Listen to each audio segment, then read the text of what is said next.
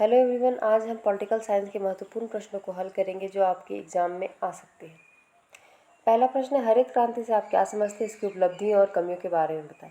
हरित क्रांति उस क्रांति को कहते हैं जिसका संबंध कृषि क्षेत्र से है, या कह सकते हैं किसी क्षेत्र में हुए तीव्र वृद्धि से है। भारत में हरित क्रांति 1966 से 1967 के बीच हुई थी। इसके प्रारंभ करने का श्रेय प्रोफेसर नॉर्मन बोरलॉग को जाता है, लेकिन भारत में एम.एस. स्वामीनाथन को इसका जनक माना जाता है। इस क्रांति के अंतर्गत उन्नत किस्म के बीजों और अत्यधिक उर्वरकों का उपयोग किया गया था। इसकी प्रमुख उपलब्धियां, हरित क्रांति के फलस्वरूप देश में कृषि क्षेत्र में महत्वपूर्ण प्रगति हुई। कृषि के क्षेत्र में गुणात्मक सुधार के फलस्वरूप देश में कृषि उत्पादन बढ़ा, खाद्यान्नों में आत्मनिर्भरता आई, व्यावसायिक कृषि को बढ़ावा मिला। कृषि के दृष्टिकोण से अनेक परिवर्तन हुए। इसकी कमियां तथा समस्याएं, हरित क्रांति का प्रभाव कुछ विशेष फसलों तक ही सीमित रहा, जैसे गेहूं, ज्वार, बाजरा। अन्य फसलों पर इसका कोई प्रभाव नहीं पड़ा, यहाँ तक कि चावल भी इससे बहुत कम प्रभावित हुआ। व्यापारिक फसलें भी इससे अप्रभावित रहीं। अगला प्रश्न है, पंचवर्षीय योजना क्या है? भारत में पंचवर्षीय योजना का आरंभ सबसे पहले प्रधानमंत्री ने किया था। देश के प्रथम प्रधानमंत्री पंडित जवाहरलाल नेहरू ने 8 जुलाई 1951 को संसद में पहली पंचवर्षीय योजना को प्रस्तुत किया। जवाहरलाल नेहरू जी ने महत्वपूर्ण निर्णय लोगों के आर्थिक विकास और हित को देखकर लिया। इस परियोजना में कृषि क्षेत्र पर विशेष रूप से जोर दिया गया, क्योंकि उस दौरान अनाज की कमी, बांध व सिंचाई की समस्या लोगों के लिए गंभीर चिंता का विषय बना हुआ था। पहली पंचवर्षीय योजना बहुत महत्वपूर्ण थी, क्योंकि हमारे देश के आज़ाद होने के बाद यह योजना सभी लोगों के लिए खुशी की लहर लेकर आई, जिससे देश का विकास होना संभव था। जैसा कि हम सब जानते हैं कि केंद्र सरकार द्वारा हर 5 वर्ष में लोगों के सामाजिक और आर्थिक विकास के लिए इस योजना की शुरुआत की जाती है। योजना के अंतर्गत सरकार द्वारा 12वीं पंचवर्षीय योजना जारी है। 1991 में भारत में पहली पंचवर्षीय योजना शुरू की गई थी और 2017 में 12वीं एवं अंतिम पंचवर्षीय योजना हुई थी। अगला प्रश्न है, नीति आयोग पर संक्षिप्त टिप्पणी लिखिए।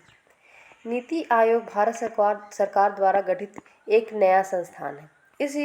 जिसे योजना आयोग के स्थान पर बनाया गया। 1 जनवरी 2015 को इस नए संस्थान के संबंध में जानकारी देने वाले मंत्रिमंडल का प्रस्ताव जारी किया गया। यह संस्थान सरकार के थिंक टैंक के रूप में सेवाएं प्रदान करेगा और निर्देशनात्मक और नीतिगत गतिशीलता प्रदान करेगा। नीति आयोग केंद्र और राज्य स्तरों पर सरकार को नीति के प्रमुख कारकों के संबंध में प्रासंगिक, महत्वपूर्ण एवं तकनीकी परामर्श उपलब्ध कराएगा। इसमें आर्थिक मोर्चे पर राष्ट्रीय और अंतर्राष्ट्रीय आयात, देश के भीतर साथ ही साथ अन्य देशों के बेहतरीन पद्धतियों के प्रसार पर नीतिगत विचारों का समावेश और विशिष्ट विषयों पर आधारित समर्थन से संबंधित मामले शामिल होंगे। नीति आयोग के प्रमुख कार्यकारी अधिकारी यानी CEO अमिताभ कांत हैं। नीति आयोग के सदस्य में विवेक देवराय, VK शाश्वत, रमेश चंद्रा, विनोद पाल शामिल है। योजना आयोग और नीति आयोग में मूलभूत अंतर यह है कि इसमें केंद्र और राज्य की तरफ से चलने वाली पक्षीय नीतिगत क्रम को एक महत्वपूर्ण विकासवादी परिवर्तन के रूप में राज्यों को वास्तविक और सतत भागीदारी में बदल दिया जाएगा। अगला प्रश्न, भारत में आपातकाल कब लागू हुआ? 25 जून 1975 से 21 मार्च 1977 तक का 21 महीने की अवधि भारत में आपातकाल घोषित किया गया था। तत्कालिक राष्ट्रपति फारुखद्दीन अली अहमद ने तत्कालीन भारतीय प्रधानमंत्री इंदिरा गांधी के कहने पर भारतीय संविधान के अनुच्छेद 352 के अधीन आपातकाल की घोषणा कर दी। स्वतंत्र भारत के इतिहास में यह सबसे विवादास्पद और अलोकतांत्रिक काल था। अगला प्रश्न है, चिपको आंदोलन पर एक संक्षिप्त टिप्पणी लिखिए। चिपको आंदोलन एक पर्यावरण रक्षा का आंदोलन था।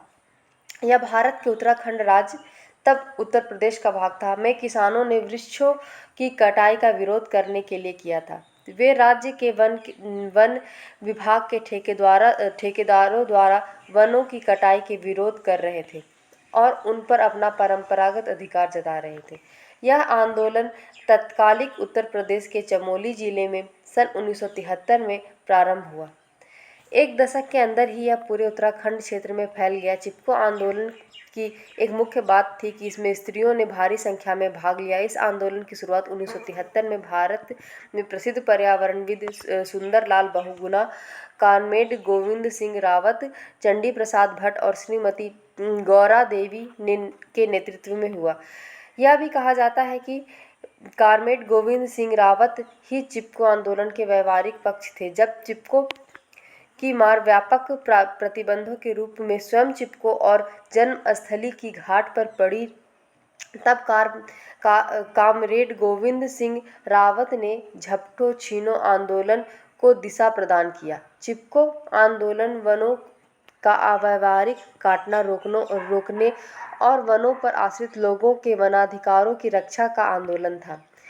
रेनी ने 2400 से अधिक पेड़ों को काटा जाना था। रेनी में एक जगह है, रेनी, वहाँ 2400 से अधिक पेड़ों को काटा जाना था। इसलिए इस पर वन विभागों और ठेकेदार जान लड़ाने को तैयार बैठे थे, जिसे गौरा देवी जी के नेतृत्व में रेनी गांव की 27 महिलाओं ने प्राणों की बाजी लगाकर असफल कर दिया। ऐसे ही महत्वपूर्ण प्रश्नों को जानने के लिए मेरे चैनल को लाइक और शेयर और सब्सक्राइब करें।